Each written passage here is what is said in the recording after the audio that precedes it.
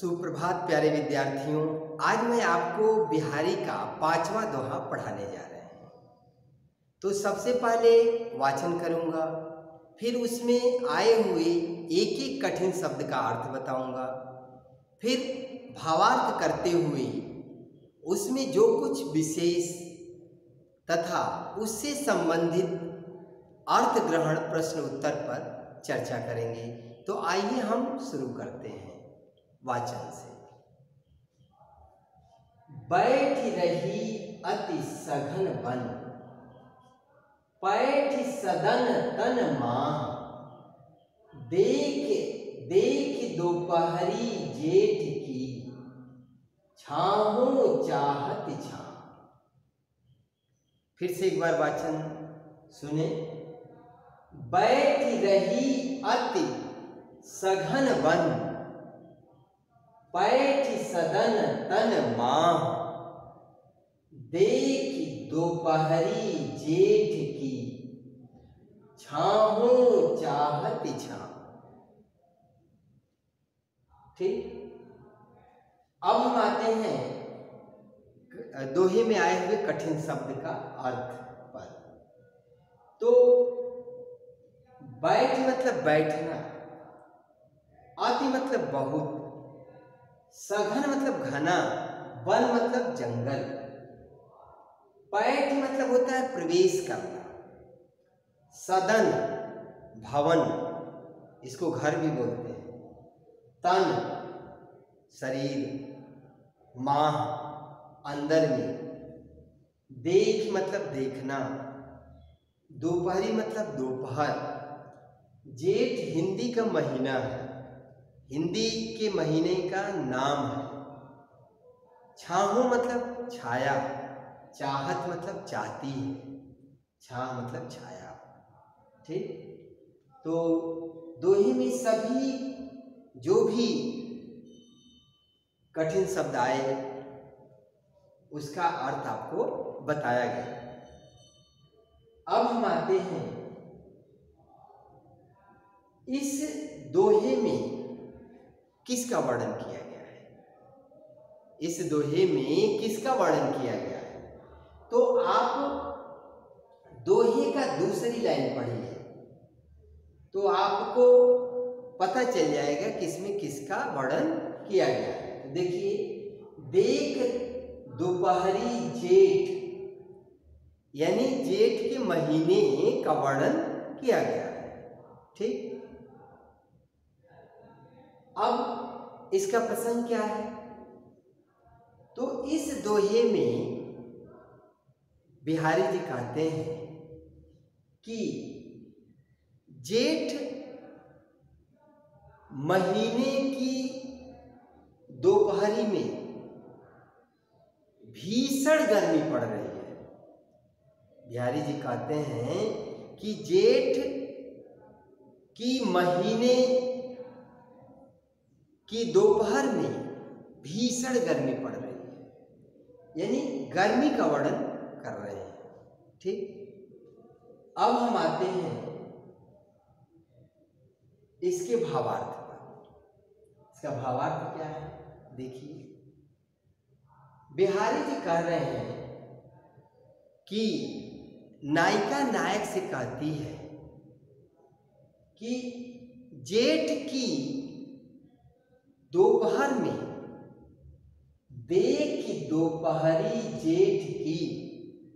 बिहारी जी कहते हैं कि नायिका नायक से कहती है कि जेठ की दोपहर में, जेठ की दोपहर में गर्मी अपने प्रचंड रूप में है,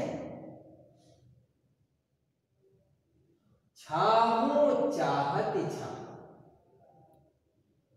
अतः छाया भी जेठ महीने की दोपहरी यानी दोपहर की भयंकरता को देखकर छाया ढूंढ रही है। फिर से सुने। अतः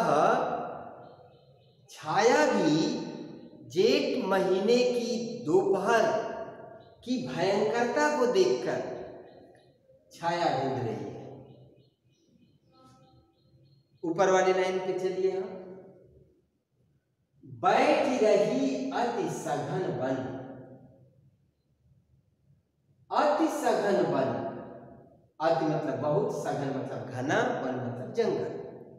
अतः वह घने जंगल में जाकर पेड़ों के नीचे विश्राम कर रही है, आराम कर रही है। फिर दूसरी लाइन पे आइए। पैठ सदन तनमा, और सदन रूपी तन में यानी घर में प्रवेश कर गई है, अर्थात घर के चार दीवारी के अंदर वह छाया विश्राम कर रही है। इसलिए नायिका नायक से कहती है कि आप भी इस जेठ महीने की दोपहर में घर के ही अंदर विश्राम कीजिए, बाहर मत निकलिए। तो भावार्थ आपको समझ में आया। अब हम आते हैं इसके, देखते हैं कि इसमें क्या क्या विशेष हमको मिल रहा है। तो सबसे पहले हम भाषा पे आते हैं। तो इस दोहे का भाषा है ब्रज भाषा, ब्रज भाषा में लिखा हुआ है। दूसरे बिंदु पे हम आते हैं अलंकार पे। देखते हैं क्या इसमें कुछ अलंकार मिल रहा है क्या। तो आप देखिए, अलंकार तो आपको पहले लाइन में भी मिल सकता है, लेकिन ऊपर नीचे है, इसलिए हम एक जगह देखते हैं कि कहाँ एक जगह मिल रहा है जो दो शब्द है। तो यहाँ पे देखिए दो द, यहाँ पे दो वर्णों की आवृत्ति हुई है, दो वर्णों की आवृत्ति हुई है, इसलिए अनुप्रास अलंकार है। अनुप्रास अलंकार की परिभाषा आपको पता है, जहां एक ही वर्णों की आवृत्ति बार बार हो उसे हम अनुप्रास अलंकार कहते हैं। तो यहाँ पे देखिए दो वर्णों की आवृत्ति हो रही है।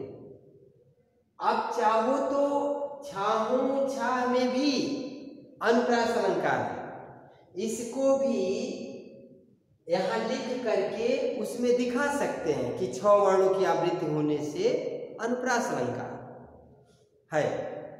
ठीक है, हम अनुप्रास के अलावा और देखिए कोई अलंकार मिल रहा है क्या। यहाँ पे देखिए आपको सदन तन, सदन तन में आपको रूपक अलंकार मिल रहा है, यानी सदन रूपी तन है, सदन रूपी तन है। रूपक में क्या होता है, एक वस्तु को दूसरी वस्तु मान लिया जाता है। और देखिए कोई अलंकार मिल रहा है क्या। तो देखिए छाह, छाह में आपका मानवीकरण अलंकार है। मानवीकरण में क्या होता है, किसी निर्जीव वस्तु को सजीव के रूप में दिखाना ही मानवीकरण है, यानी निर्जीव वस्तु को सजीव के रूप में हाव भाव करते हुए दिखाना मानवीकरण है। तो यहाँ छाया का मानवीकरण किया गया है। अब हम आते हैं अर्थ ग्रहण संबंधी प्रश्न पर। तो इससे अर्थ ग्रहण संबंधी प्रश्न क्या क्या बनेंगे, आप भी कई तरीके से बना सकते हैं। तो पहला प्रश्न यह है, किस दोहे में किसका वर्णन किया गया है। तो इस दोहे में जेठ का वर्णन किया गया है, देख रहे हैं जेठ। ठीक, इसका प्रसंग क्या है, इस दोहे में बिहारी जी जेठ की महीने के दोपहर के भीषणता का वर्णन किए हैं। इसमें बिहारी जी जेठ महीने की दोपहर में भयंकर गर्मी का वर्णन किए हैं। ठीक है, अगला प्रश्न देखिए, छाहो चाहत छा। छाहो चाहत छाह से क्या आशा है? छाहो चाहत छाह से ये आशा है कि जेठ महीने के दोपहर में गर्मी इतनी भयंकर रूप धारण कर ली है कि छाया भी दुबक गई है। छाया भी दुबक गई है। दुबकना मतलब कहीं छिप गई है। आप देखोगे कि जेठ महीने की दोपहर में छाया एकदम सूर्य एकदम सीधे सिर के ऊपर रहता है, तो उस समय अपनी जो परछाई है वो भी नहीं दिखाई देती है, वो भी पैरों के नीचे दुबक गई रहती है। तो उसका अर्थ मतलब यही हुआ कि छाहो चाहत छा। तो बच्चों, जो कुछ आपको इस दोहे में बताया गया, मुझे आशा है कि आपको समझ में आया होगा। तो अब हम आपसे दूसरे वीडियो में मिलते हैं, तब तक के लिए धन्यवाद।